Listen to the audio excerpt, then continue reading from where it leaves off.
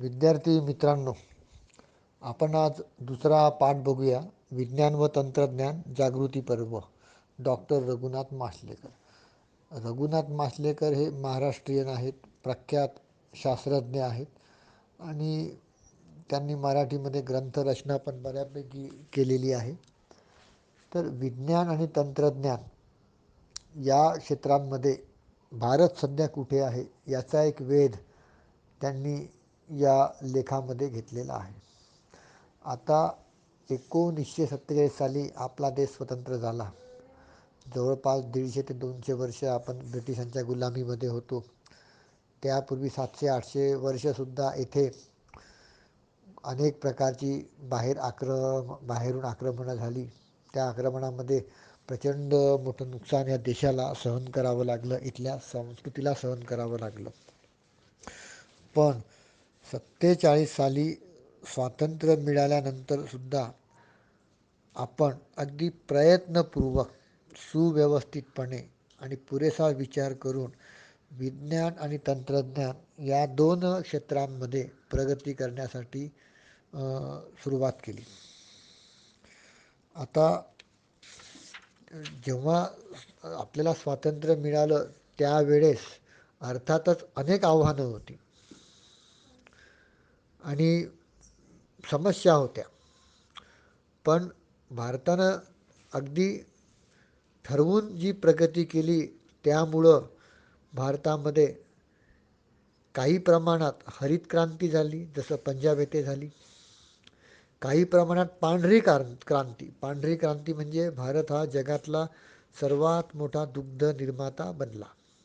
हा लेखही त्यांनी 20 एक वर्षांपूर्वी लिहिलेला आहे. आज 20 वर्षांनंतर अजून आणखी अनेक क्षेत्रांमध्ये भारतानं नेत्रदीपक प्रगती केलेली आहे. तर त्या काळातसुद्धा बहुरूपी रॉकेट प्रणाली, विविध प्रकारची क्षेपणास्त्र, कमी उंचीवरून मागं काढणारं रडार, रात्री दृष्टी देणारी साधने, समुद्रातील पाण्याखालच्या हालचालीचा मागोवा घेणारी अद्ययावत यंत्रणा, न्यूक्लिअर फास्ट ब्रीडर रिॲक्टर यासारख्या व्यवस्था भारतानं निर्माण केल्या. आणि विशेष म्हणजे भारत हे सगळं जे करीत होता ते अगदी अल्प अशा दरामध्ये करीत होता. तुम्हाला आठवत असेल, साधारणतः 1 की 2 वर्षांपूर्वी भारतानं मंगळावर यान पाठवलं. तर मंगळावर भारतानं यान पाठवलं. हा जो उपक्रम होता यान पाठवण्याचा, हा जवळजवळ 90% यशस्वी झाला. थोडं लँडिंगमध्ये काही गडबड झाली, ते यान नष्ट झालं, पण मंगळापर्यंत आपण पोहोचलो. सांगायचा मुद्दा असा की हा जो यान पाठवण्याचा प्रकल्प होता याचा खर्च आपला अतिशय कमी असा होता. अमेरिकेसारख्या देशामध्ये, युरोपसारख्या देशामध्ये प्रचंड प्रमाणात खर्च होतो अशा प्रकल्पांवर. जसं अमेरिकेमध्ये जनरल मोटर्स नावाची एक कंपनी आहे. या कंपनीचा जो अर्थसंकल्प आहे तो $600 मिलियन एवढा आहे. आणि एवढा प्रचंड त्यांचा अर्थसंकल्प आहे, त्यामुळं संशोधनावर सुद्धा ते प्रचंड मोठ्या प्रमाणात खर्च करू शकतात. तिथली ही एक कंपनी आहे. ही कंपनी जेवढा खर्च संशोधनावर करते तेवढा आपला देशसुद्धा करू शकत नाही. तरीसुद्धा लेखक असं म्हणतो की आपण अद्ययावत अवकाशयानाचं उड्डाण करू शकलो. ASLV, PSLV, GSLV अशा प्रकारची आपली प्रगती झाली. अवकाशयानाच्या उड्डाणामध्ये ASLV, PSLV आणि GSLV ह्या संज्ञा इथे लेखकानं वापरलेल्या आहेत. मलाही त्या नीटशा स्पष्ट नाहीत, पण यामध्ये आपण प्रगती केलेली आहे अवकाश उड्डाणामध्ये. तुम्ही जर थोडं जरी गुगलवर चाललं तर भारताची याबाबत नेत्रदीपक प्रगती झालेली आहे. एकाच वेळेस 100 यान आपण अवकाशामध्ये पाठवलेले आहेत. आणि क्षेपणास्त्र व्यवस्थेमध्ये सुद्धा भारतानं प्रचंड मोठा पल्ला गाठलेला आहे. जेव्हा देश स्वतंत्र झाला तेव्हा फार्मास्युटिकल इंडस्ट्री म्हणजे औषध उद्योग यामध्ये आपण नगण्य होतो. जगाच्या नकाशामध्ये आपण कुठेच नव्हतो. पण आता तुम्ही पाहता की कोविडची लस भारत जवळजवळ सगळ्या जगाला पुरवीत आहे. अनेक देशांना भारताने ही लस अगदी निशुल्क पुरविली आहे. ही आजची स्थिती झाली. लेखक ज्या वेळेस हा पाठ लिहितो आहे 20 एक वर्षांपूर्वी, तेव्हासुद्धा लेखकाचं म्हणणं हे आहे की निव्वळ औषधांची निर्मिती करणारा व औषध पुरविणारा असा भारत देश नाही, तर औषधांचं सुसूत्रीकरण करून स्वतःच्या गरजेच्या 3/4 प्रमाणात औषधे उपलब्ध करून देणारा देश बनला आहे. आणि अगदी स्वतःपुरतंच नाही तर भारत जगाला सुद्धा औषधं निर्यात करू शकतो. रोगनिवारक औषधांची निर्मिती करण्यामध्ये भारताने बरीच प्रगती केलेली आहे. उद्योगधंद्याचे जे इतर विभाग आहेत, जसं आता हे मोटरचं क्षेत्र. एकेकाळी भारतामध्ये एकच गाडी होती, ॲम्बेसॅडर.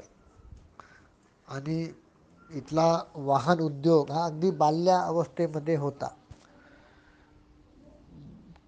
गाडी म्हटली चारचाकी, ती बहुधा बाहेरून आपण इम्पोर्ट करायचो, बाहेरून आपण ती आयात करायचो. आज आज म्हणजे लेखक हा पाठ लिहितोय तेव्हा 20 वर्षांपूर्वीची स्थितीविषयी लेखक बोलतो आहे. भारताची इंडियन इंडिका ही लंडनच्या रस्त्यावर सिटी रोवर म्हणजे शहराचा फिरस्ता म्हणजे फिरणारा म्हणून मिरवली जाते. भारताची गाडी लंडन या इंग्लंडच्या राजधानीमध्ये फिरते आहे. भारत मोटर उद्योगामध्ये सुद्धा अग्रेसर झालेला आहे. जगातल्या सुमारे 100 कंपन्यांनी आपली संशोधन आणि विकास केंद्रे गेल्या 5 वर्षात भारतात सुरू केलेली आहेत. आणि संशोधन किंवा विकास केंद्रे लहान सहान केंद्रे नाहीत, जिथे 10 किंवा 12 कर्मचारी काम करतात. जवळजवळ 1000 कर्मचारी आहेत अशी ही केंद्र आहेत. यातलं सगळ्यात मोठं संशोधन व विकास केंद्र जनरल इलेक्ट्रिक या कंपनीचं असून ते बंगलोर येथे आहे. त्यामध्ये 2300 कर्मचारी काम करतात. अक्षरशः लक्षावधी कर्मचारी संशोधन आणि विकास केंद्रांमध्ये काम करीत आहेत. ही संशोधन आणि विकास केंद्र बाहेरच्या कंपन्यांनी जरी सुरू केलेली असली तरी ती भारतात सुरू केलेली आहे. याचे 2 फायदे आहेत. एक तर एक एम्प्लॉयमेंटची संधी, रोजगाराची संधी भारतीय लोकांना मिळालेली आहे. दुसरी गोष्ट म्हणजे जे संशोधन इथे निर्माण होईल, त्या संशोधनाच्या आधारे जे तंत्रज्ञान निर्माण होईल त्याचाही फायदा आपल्या देशाला होईल. जो देश मागास होता, गरीब होता, त्या देशामध्ये संशोधन विकास या क्षेत्रामध्ये बाहेरच्या कंपन्या येत आहेत, प्रचंड मोठ्या प्रमाणात गुंतवणूक करत आहेत. ही खूप मोठी गोष्ट आहे. गरीब म्हणून हिणवला जाणारा देश अगदी 20 वर्षांपूर्वीसुद्धा जगातल्या 10 प्रमुख अर्थव्यवस्थांमध्ये आला होता. आणि विज्ञान आणि तंत्रज्ञान सारख्या क्षेत्रांमध्ये जे सुव्यवस्थित असं मार्गक्रमण भारताने केलं त्याची फळं भारताला आजही मिळत आहेत. आज अनेक क्षेत्रामध्ये भारत स्वयंपूर्ण झालेला आहे. आज भारतीय अर्थव्यवस्था जगातली 5व्या-6व्या क्रमांकाची अर्थव्यवस्था आहे.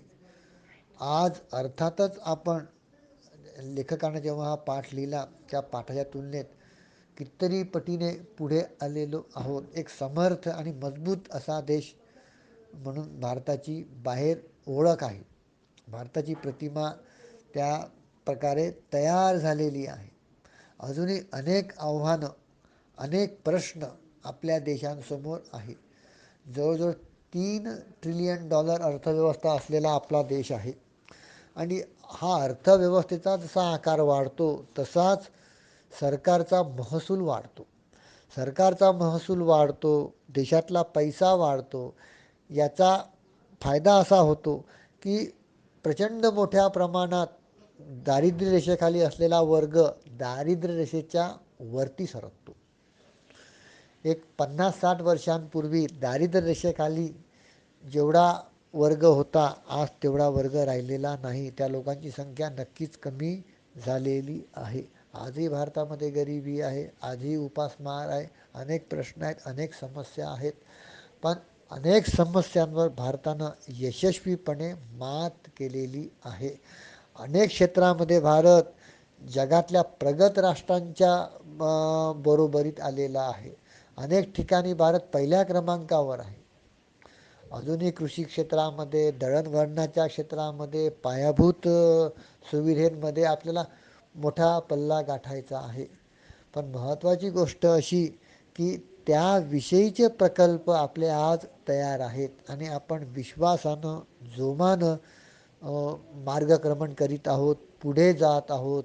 2020 साली प्रगत भारताचं, विकसित भारताचं स्वप्न अब्दुल कलामांनी पाहिलं होतं, जे तत्कालीन राष्ट्रपती होते, जे सुप्रसिद्ध शास्त्रज्ञ पण होते.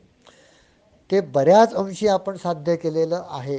पुरेसं विकसित जरी आपण अजूनही झालेलो नसलो तरी आपण ही क्षमता प्राप्त केलेली आहे की येत्या 10 ते 20 वर्षांमध्ये आपण एक अत्यंत सामर्थ्यशाली असा देश म्हणून या विश्वपटलावर उदयास येऊ. या पाठाचे मी इमेज कॉपी इथे सादर करीत आहे, त्या तुम्ही काळजीपूर्वक लक्षात घ्याव्या.